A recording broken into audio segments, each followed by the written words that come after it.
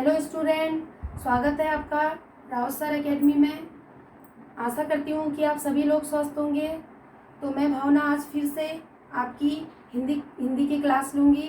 तो जैसा कि हमने कल हिंदी भाषा का विकास के बारे में चर्चा की थी, तो हिंदी भाषा के विकास के बारे में थोड़ा सा और देख लेते हैं आज। तो हिंदी भाषा के विकास में हमने क्या पढ़ा था, उसमें हमने भारतीय आर्य भाषा के जो 3 काल थे उसके बारे में हमने चर्चा की थी। तो भारतीय आर्य भाषा के 3 काल जो थे वो थे आपके प्राचीन भारतीय आर्य भाषा। जो 3 काल थे उसमें हमारा सबसे पहला काल था प्राचीन भारतीय आर्य भाषा, और दूसरा काल था हमारा मध्यकालीन भारतीय आर्य भाषा, तीसरा था हमारा आधुनिक भारतीय आर्य भाषा। ये तीनों चीज़ आपने कल पढ़ी, मैंने आपको अच्छे से इसमें विस्तार पूर्वक बताया। उसके बाद जो आधुनिक भारतीय आर्य भाषा थी उसमें भी हमने उसके 3 रूप हमने पढ़े थे, प्राचीन हिंदी, मध्यकालीन हिंदी एवं आधुनिक हिंदी। आधुनिक हिंदी में हमने अपभ्रंश के 3 भाग, जो मैंने कहा था आपसे कि मैं इसके बारे में आपको कल बताऊंगी। तो अपभ्रंश के 3 भाग हैं, शैरसैनी, मगधी और अर्धमगधी। इसको आप नोट कर लीजिए, बहुत ही इम्पोर्टेंट क्वेश्चन है, बहुत बार ये आ चुका है। तो अपभ्रंश के जो 3 भाग हैं वो हैं शैरसैनी, मगधी और अर्धमगधी। तो आज तो सेकंड हमारा जो है ये आप नोट कर सकते हैं। हमने कल हिंदी भाषा का विकास के बारे में पढ़ा था। सेकंड हमारा भाषा का स्वरूप है, जिसमें हम भाषा की परिभाषा के बारे में पढ़ेंगे। ठीक है, तो भाषा की जो परिभाषा है, तो देखिए दो भाषा का निर्माण कैसे हुआ है।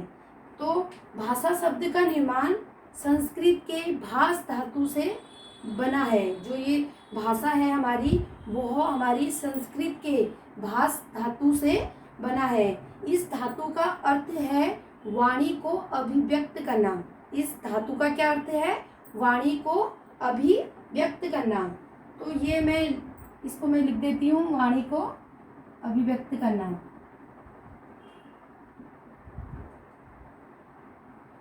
संस्कृत के भाष धातु से बना है, भाष धातु से। तो इसका क्या अर्थ है? वाणी को अभिव्यक्त करना।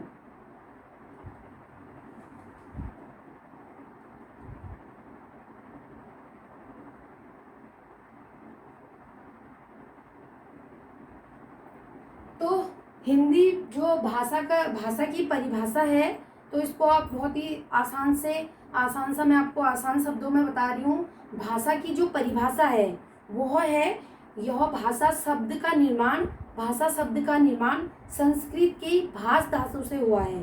संस्कृत के भाष धातु से हुआ है, और इसका अर्थ है वाणी को अभिव्यक्त करना। ठीक है, तो जैसे कि जो मनुष्य है वो अपनी वाणी से जो चीज़ बोलता है उसको हम क्या बोलते हैं? भाषा। जो भी वो बोलता है, जैसे कि मैं वहाँ जा रही हूँ, मैं खाना खा रही हूँ, जो कुछ भी वो अपनी वाणी से अभिव्यक्त करता है उसको भाषा बोलते हैं। ठीक है, ये आपको समझ में आ गया होगा जो हमारी भाषा की परिभाषा है। तो ये मैंने आपको आसान शब्दों में बता दिया। उसके बाद हमारा है भाषा की विशेषताएं। जो भाषा की क्या क्या विशेषताएं हैं, तो भाषा की बहुत सारी विशेषताएं हैं। तो मैं आपको कुछ पॉइंट इसमें बता देती हूँ। जैसे है नंबर 1, भाषा प्रतीकात्मक है। भाषा क्या है? प्रतीकात्मक। विशेषताएं, इसको भी आप नोट कर लीजिए, भाषा की विशेषताएं।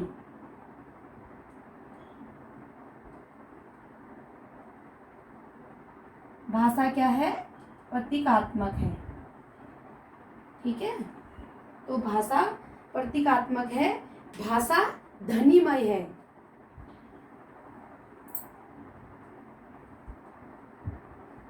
ध्वनिमय है, तो भाषा क्या है? ध्वनिमय। ठीक है, इसको आप नोट कर लीजिए। जो भाषा की विशेषताएं हैं उसमें मैं कुछ पॉइंट आपको बता रही हूँ। पहला पॉइंट हमारा है भाषा प्रतीकात्मक है, भाषा ध्वनिमय है, भाषा का संबंध मनुष्य से है। किससे है? मनुष्य। जो मनुष्य अपनी वाणी से अभिव्यक्त करता है, मनुष्य जो कुछ भी बोलता है वो क्या है? भाषा है। तो इसका संबंध मनुष्य से है। तो भाषा परिवर्तनशील है। नंबर 4 आपका है भाषा परिवर्तनशील है।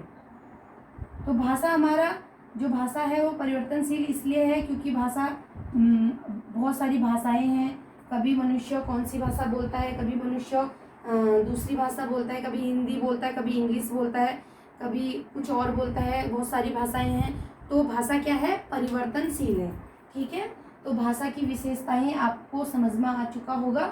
तो भाषा की जो विशेषताएं हैं वो मैंने आपको सरल तरीके से बता दिया। उसके बाद आपका है भाषा के रूप। ठीक है, भाषा के रूप। तीसरा हमारा है भाषा के रूप। भाषा के 3 रूप हैं, बोली, उपभाषा और भाषा। ठीक है, बोली, उपभाषा और भाषा। इसको आप नोट कर लीजिए, मैंने लिखा है बोली, उपभाषा एवं भाषा। तो जो हिंदी की आदि जननी है वह कौन है? ये बहुत बार आ चुका है, इसको आप नोट कर लीजिए। जो हिंदी की आदि जननी है वह संस्कृत है। हिंदी की आदि जननी।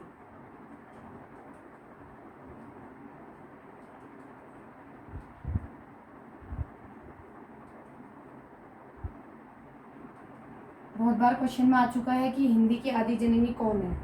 तो हिंदी की आदि जननी क्या है? संस्कृत। तो हिंदी भाषा की आदि जननी संस्कृत है। ठीक है, इसको आप नोट कर लीजिए। जो हमारी हिंदी भाषा है उसकी आदि जननी संस्कृत है।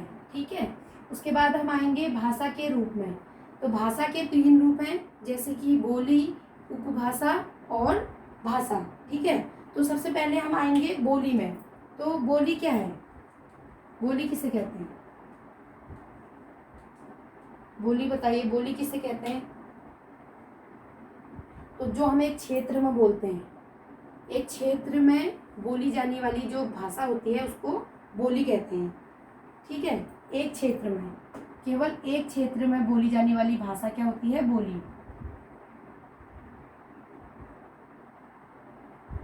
एक क्षेत्र में बोली जाने वाली भाषा क्या होती है? बोली।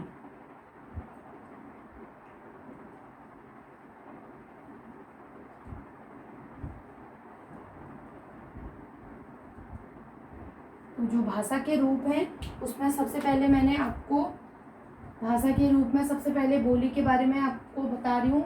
तो बोली क्या है? एक क्षेत्र में बोली जाने वाली भाषा बोली है। ठीक है, इसको आप नोट कर लीजिए।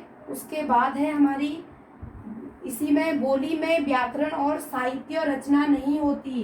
जो बोली है उसमें व्याकरण और साहित्य रचना नहीं होती है। बोली में क्या होती है? व्याकरण और साहित्य की रचना नहीं होती है। उसके बाद है उपभाषा।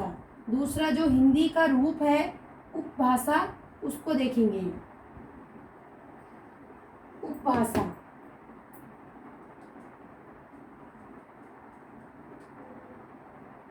उपभाषा।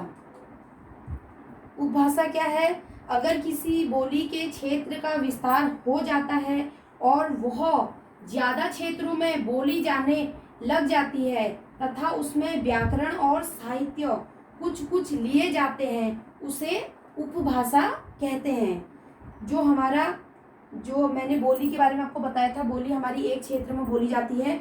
अगर वह क्षेत्र विस्तार हो गया, अगर वह क्षेत्र जैसे बहुत ही बड़ा हो जाता है, जैसे कोई एक क्षेत्र है उसका निर्माण हो जाता है, क्षेत्र बहुत ही बड़ा हो जाता है और उसमें उस क्षेत्र में बोली जाने लग जाती है और तथा उसमें व्याकरण और साहित्य भी बोली जाती है, तो उसको उपभाषा कहते हैं। ठीक है, आपको समझ में आया होगा।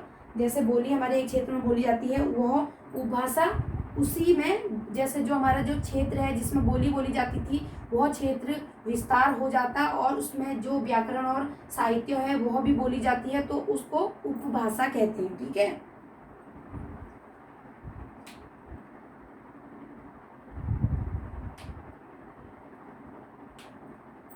तो उपभाषा आपको समझ में आ गई होगी। जो उपभाषा है वह जो बोली है, बोली जाने वाली जो क्षेत्र है वह ज़्यादा से उसमें जो क्षेत्र बढ़ जाता है और वह ज़्यादा मतलब वह बहुत सारे एक क्षेत्र का विकास होता है तो उसमें बहुत सारे क्षेत्र बन जाते हैं और वह बोली कई क्षेत्रों में बोली जाती है तो उसको उपभाषा कहेंगे। और उसमें व्याकरण और साहित्य भी बोली जाती है तो उसको हम उपभाषा कहेंगे। तीसरा हमारा क्या है? भाषा। तो तीसरा पॉइंट हमारा है भाषा।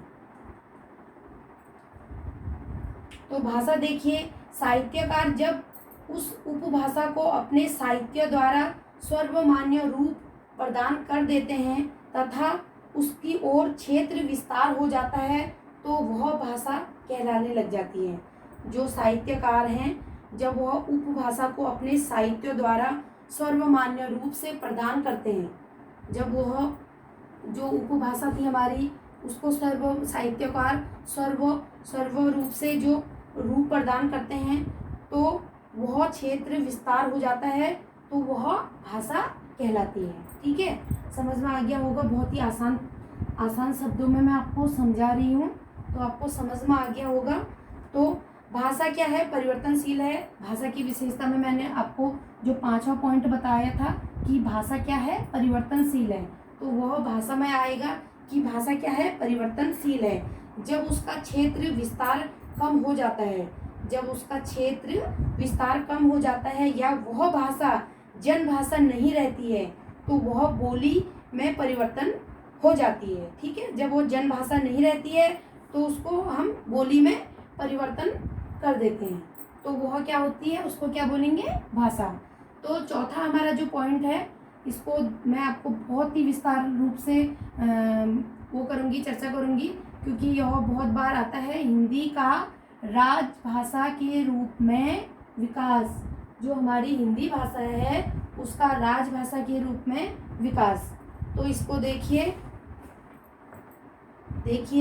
संविधान में कितने भाग हैं? 22 भाग हैं और अनुच्छेद 395 अनुच्छेद और 12 अनुसूची है। ठीक है, तो इसको मैं आपको बता देती हूँ।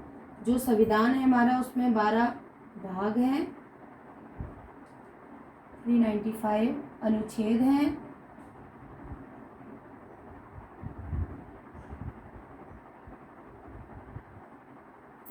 एवं 12 अनुसूची है।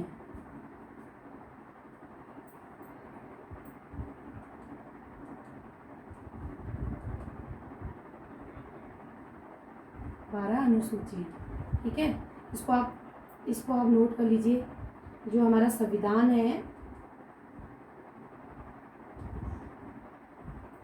संविधान में 12 भाग हैं, 395 अनुच्छेद हैं एवं 12 अनुसूची हैं। ठीक है, जो संविधान के भाग 17 है उसमें राजभाषा का वर्णन किया गया है। जो हमारा संविधान है उसके 17 भाग में राजभाषा का वर्णन है। जो हमारी राजभाषा है वो संविधान के 17वें भाग में राजभाषा का उल्लेख किया गया है। ठीक है, जो ये बहुत बार ये क्वेश्चन भी आ सकता है कि संविधान के कौन से अनुच्छेद में राजभाषा का वर्णन किया गया है। तो आपको पता होना चाहिए कि संविधान के 17वें भाग में राजभाषा का वर्णन किया गया है। संविधान में अनुच्छेद 343 और 351 में भाषा से संबंधित है। तो इसको भी नोट कर लीजिए। जो संविधान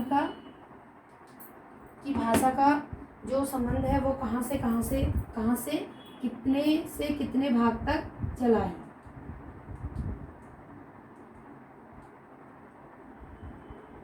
संविधान के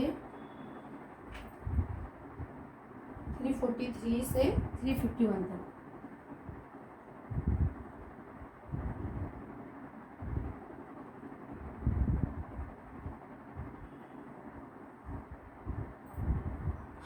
जो संविधान के अनुच्छेद हैं 343 से 351 तक भाषा का, इसमें हमारा भाषा से संबंधित सब कुछ, भाषा का विकास जो है ये यहाँ से यहाँ तक चला है। ठीक है, तो ये क्वेश्चन भी आ सकता है कि किस अनुच्छेद में भाषा से संबंधित, जो कौन सा अनुच्छेद भाषा से संबंधित है, तो आपको पता होना चाहिए 343 से 351 तक भाषा से संबंधित है। ठीक है, उसके बाद देखिए मौखिक ध्वनियों को लिखकर प्रकट करने के लिए जिन चिन्हों का प्रयोग होता है उसे लिपि, वह लिपि कहलाती है। मौखिक ध्वनियों को लिखकर प्रकट करने के लिए जिन चिन्हों का प्रयोग होता है उसको क्या कहते हैं? लिपि। जो हम बोलते हैं उसको हम लिखकर चिन्हों के द्वारा जो प्रकट होती है उसको क्या बोलेंगे? लिपि। मौखिक ध्वनियों को लिखकर प्रकट करने के लिए जिन चिन्हों का प्रयोग होता है उसे वह लिपि कहलाती है। ठीक है, तो इसको लिखने की ज़रूरत नहीं है, मैंने बहुत ही आसान तरीके से आपको बता दिया है। जो हम बोलते हैं, जो मौखिक हम बोलते हैं उसको जो लिखकर जिन चिन्हों के द्वारा हम लिखते हैं, जिन चिन्हों के द्वारा लिखते हैं उसको लिपि कहते हैं। ठीक है, उसके बाद है हिंदी की लिपि क्या है? देवनागरी। तो ये आपको पता होनी चाहिए, हिंदी की लिपि क्या है? देवनागरी। इसको भी आप नोट कर लीजिए, हिंदी की लिपि। हिंदी की लिपि क्या है? देवनागरी। ठीक है, जो संघ की राजभाषा हिंदी और लिपि देवनागरी होगी, यह संविधान के अनुच्छेद 343 में वर्णित है। 343 यहाँ से भाषा का वो हुआ था, भाषा से संबंधित हुआ था, तो यहाँ सबसे पहले क्या है?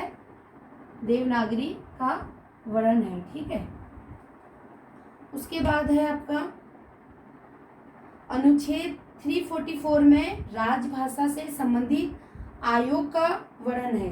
344 में, 343 में तो हिंदी देवनागरी का वर्णन है और राजभाषा का वर्णन किस में है? 344 में। इसको भी नोट कर लीजिए, राजभाषा, जो हमारी राजभाषा है यह संविधान के 344 अनुच्छेद में इसका वर्णन किया गया है। ठीक है, समझ में आ गया होगा। प्रथम भाषीय आयोग के अध्यक्ष बाल गंगाधर थे। कौन थे? खेर बाल गंगाधर। तो ये नोट कर लीजिए, प्रथम भाषीय आयोग, जो भाषा के आयोग के अध्यक्ष थे वो कौन थे? बाल गंगाधर।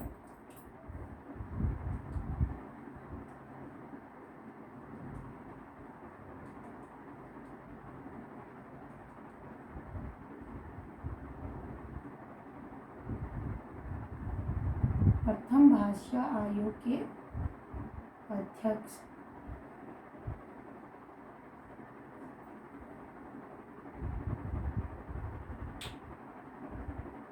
कौन थे? पता होना चाहिए, बाल गंगाधर।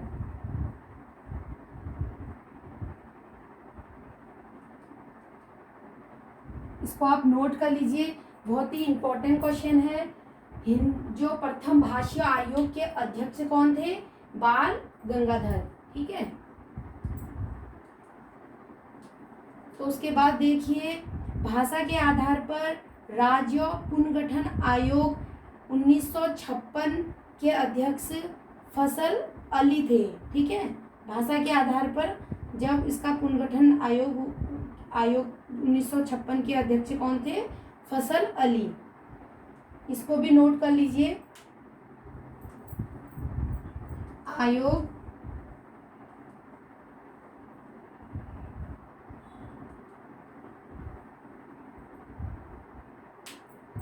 1956 के जो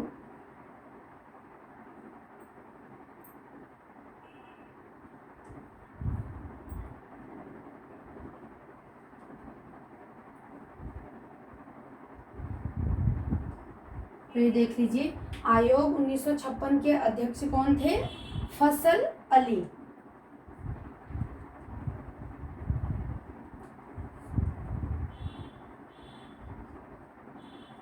फसल अली। तो ये आप नोट कर लीजिए, राजभाषा हमारी 344 अनुच्छेद में, जो संविधान का 344 अनुच्छेद है उसमें राजभाषा का वर्णन किया गया है। और प्रथम भाषा आयोग के अध्यक्ष हैं बाल गंगाधर। आयोग 1956 के अध्यक्ष हैं फसल अली। तो इसको आप नोट कर लीजिए।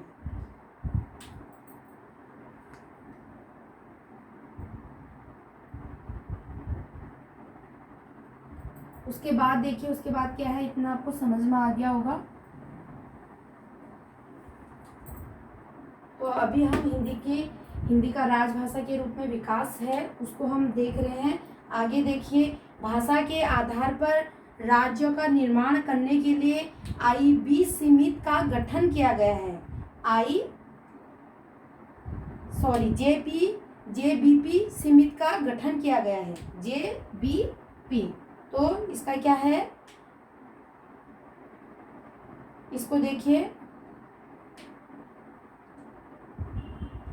भाषा के आधार पर राज्यों का निर्माण करने के लिए JBP समिति का गठन किया गया, किंतु ये मतलब सफल नहीं रहा। ये जो हमारा संविधान का गठन इसमें किया गया ये सफल नहीं रहा। ठीक है, उसके बाद देखिए, भाषा के आधार पर पहला राज्य आंध्र प्रदेश का गठन किया गया है। भाषा के आधार पर पहला राज्य कौन सा था, आंध्र प्रदेश। तो इसको आप नोट कर लीजिए, भाषा के आधार पर जो पहले राज्य की स्थापना की गई थी, पहला गठन किया गया था, पहले राज्य का गठन किया गया था, वो कौन सा राज्य था, आंध्र प्रदेश।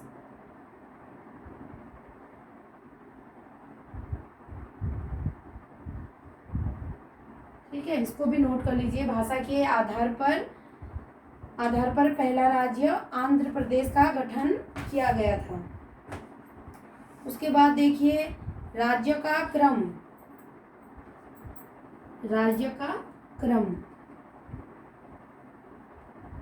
देखिए, आंध्र प्रदेश, महाराष्ट्र, गुजरात, नागालैंड, हरियाणा, हिमाचल प्रदेश, मेघालय, मणिपुर, त्रिपुरा, सिक्किम, मिजोरम, अरुणाचल प्रदेश, गोवा, छत्तीसगढ़, उत्तराखंड, झारखंड और तेलंगाना। ठीक है, तो ये राज्य के क्रम है भाषा के आधार पर। ठीक है, उसके बाद है आपका 1950 तक हमारे संविधान में 14 भाषाएं थी। 1950 में हमारे संविधान में कितनी भाषाएं थी, 14।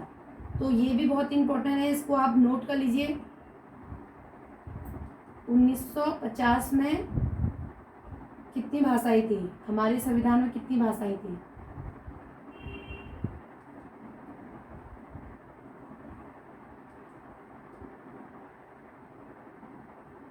तो कितनी भाषाएं थी, 14। ठीक है, तो ये भी बहुत इंपॉर्टेंट है, इसको नोट कर लीजिए। 1950 में हमारे संविधान में कितनी भाषाएं थी, तो 1950 में हमारे संविधान में 14 भाषाएं थी, 14 भाषाएं थी। किंतु आज संविधान के 8वें अनुसूची में मान्यता प्राप्त 22 प्रादेशिक भाषाओं का उल्लेख है। जो 8वीं अनुसूची है उसमें 22 भाषाओं का उल्लेख है। इसमें 8 भाषाओं को संविधान संशोधन के द्वारा जोड़ा गया है। जो 8 भाषाएं हैं उनको संविधान संशोधन के द्वारा जोड़ा गया है। ठीक है, तो 22-21 संविधान संशोधन में क्या है, सिंधी। और 41 संविधान संशोधन में कौन कौन से हैं, मणिपुरी, नेपाली और 92 संविधान संशोधन में है आपका संथाली, डोगरी और मैथिली। ठीक है, तो ये आप वो कर लीजिए। उसके बाद देखिए, नेक्स्ट नोट कर लीजिए, अनुसूची में आरंभ में 14 भाषाएं थी। जो अनुसूची थी उसके आरंभ में कितनी भाषाएं थी, 14। मैंने बताया 1950 में हमारे संविधान में 14 भाषाएं थी। ये क्वेश्चन भी बहुत ही इंपॉर्टेंट है, बहुत महत्वपूर्ण है, तो इसको आप नोट कर लीजिए। उसके बाद है अनुसूची के आरंभ में कितनी भाषाएं, ये क्वेश्चन भी आ सकता है कि अनुसूची के आरंभ में हमारे संविधान में कितनी भाषाएं थी। तो आपको पता होना चाहिए अनुसूची के आधार पर हमारे संविधान में कुल 14 भाषाएं थी। ठीक है, उसके बाद है वो 14 भाषाएं कौन कौन से थे वो देखिए।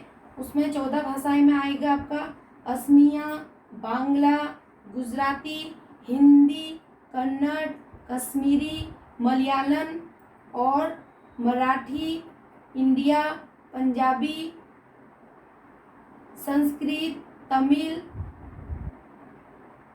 एवं इंडिया नहीं, उड़िया, पंजाबी, संस्कृत, तमिल, तेलुगु और उर्दू।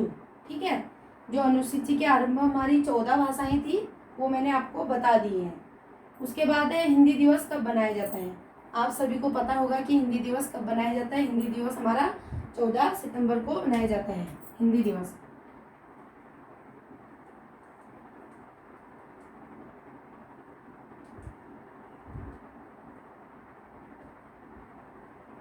हिंदी दिवस कब बनाया जाता है?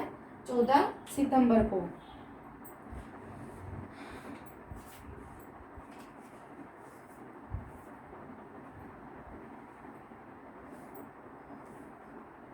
तो ठीक है, आज मैंने आपको हिंदी के स्वरूप और हिंदी का राजभाषा के रूप में विकास के बारे में बता दिया है। अगर आपको कहीं भी कुछ समझ में नहीं आता है तो आप कमेंट बॉक्स में बता दीजिएगा। मैं आपको एक व्हाट्सएप नंबर दे दूंगी जिसमें मैं आपको बता दूंगी कि मैं आपको अच्छे से समझा दूंगी। ठीक है, उसके बाद कल हम लिपि लेखन और देवनागरी लिपि के बारे में विस्तारपूर्वक से पढ़ेंगे। तो कल की क्लास में हम लिपि की परिभाषा, देवनागरी लिपि और मात्रा प्रयोग के बारे में पढ़ेंगे। तो ठीक है, अब कल की क्लास में हम आपको ये सब कुछ समझा दूंगी। अगर आज की वीडियो आपको अच्छी लगी हो तो लाइक करें, शेयर करें और बेल आइकन दबाना ना भूलें। ठीक है फ्रेंड्स, अब